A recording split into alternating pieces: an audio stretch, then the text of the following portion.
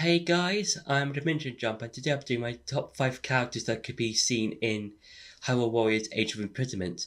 Now, we did get the Nintendo Direct a few weeks ago, and we did get to see a trailer for Age of Imprisonment and the some additional characters, and as well as a release date. And this video is kind of going to be me just, even though we've seen a huge amount of the characters, for me, there's some possibilities of what some of the last few characters could be seen. And yeah, even though we've seen a huge amount of the characters, I think if we do get like one last trailer for the game before the game comes out, we could just see like a few more characters that we could possibly be see. So yeah. So for number 5 are the future sages. Now, when it comes to these guys, I think they're going to be post-game unlockables in the sense that they aren't going to affect the story that much when compared to the champion descendants in Age of Calamity, because in that game, both the champions from 100 years ago and well, before the calamity and after the calamity, they kind of like join forces because the champion descendants were all brought from the future by Terraco.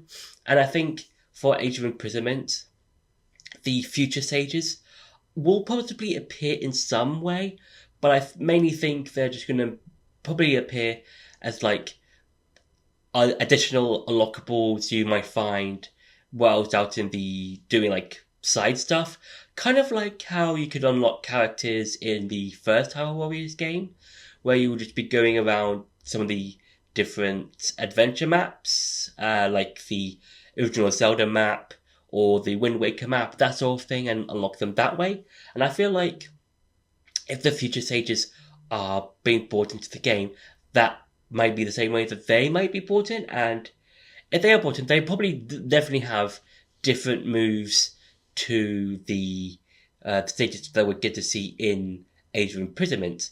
And yeah, I think because there's also another thing.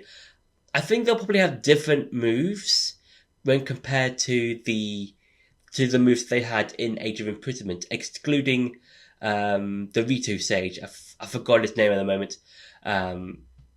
Tulin, yeah. I think because I think Tulin, if I think the sages will have the future ones will have different ones because I think they don't want to be too similar to Age of Imprisonment. But with Tulin, he'll definitely have his own unique set skills. So yeah, for number 4 is the Ancient Hero.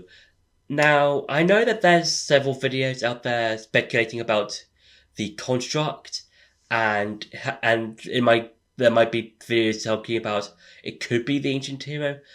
But I'm mainly going to save who the construct might possibly be for a future entry on this list. So yeah, so I think with the Ancient Hero, it could just be entirely be his own thing, in the sense that if you look at mainly being the armor you get once you've beaten all of the shrines in Tears of the Kingdom, I think it's going to be something like that, in the sense that we're going to get this hero wielding like a weapon that's similar to the Master Sword, and he's just going to help Raru, Sonia, and Zelda fight Ganondorf.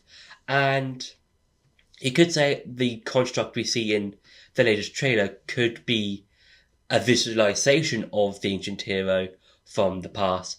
But I think it could be a different person. I'm not 100% sure. We haven't got the game. It's not released yet. So it could be the Ancient Hero that we've heard about in the game in Tears of the Kingdom. It might not. Yeah, I'm not 100% sure. But I think it would be cool to see, if we do get to see the Ancient Hero, it could be entirely a new thing or something that's based on the armor that you get once you've beaten every single shrine in Tears of the Kingdom. So yeah, for number 3 is Twin Rover.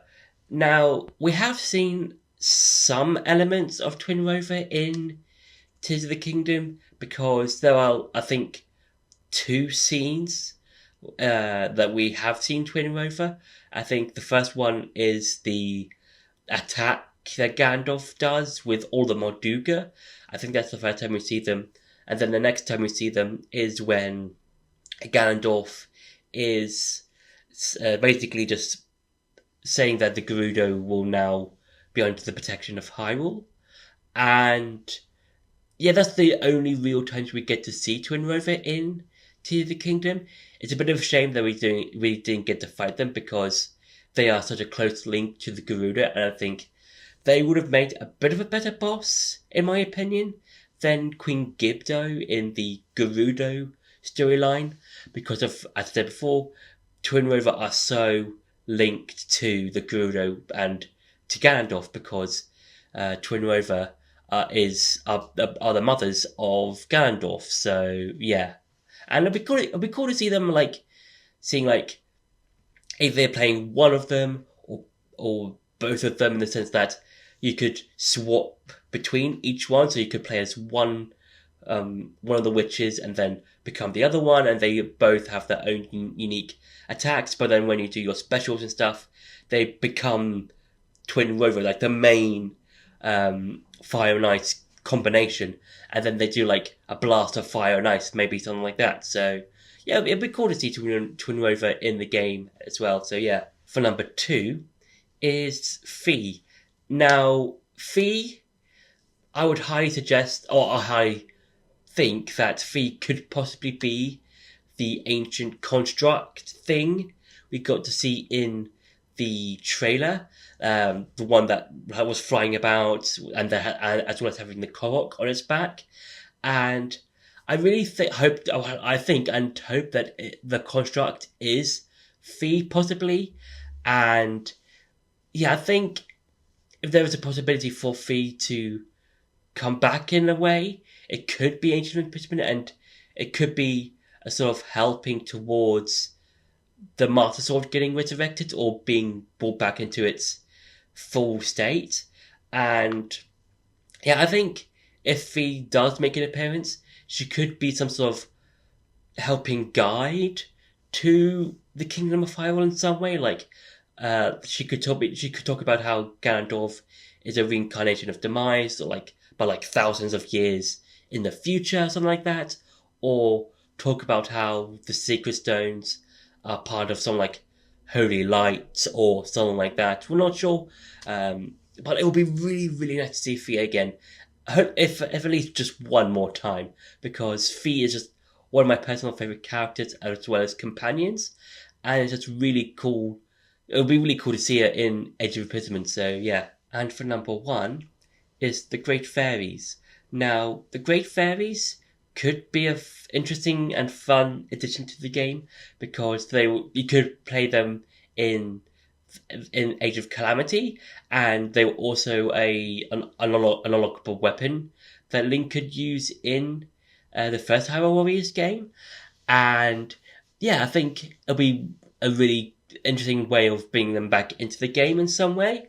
Maybe it could be something similar to how you can unlock them in Age of Calamity, where you had to collect a certain amount of rupees and then go to where they were and then fight them to unlock them, maybe, or do certain quests around Hyrule, collect a certain amount of offerings to the Great Fairies, and then you can unlock them that way, maybe.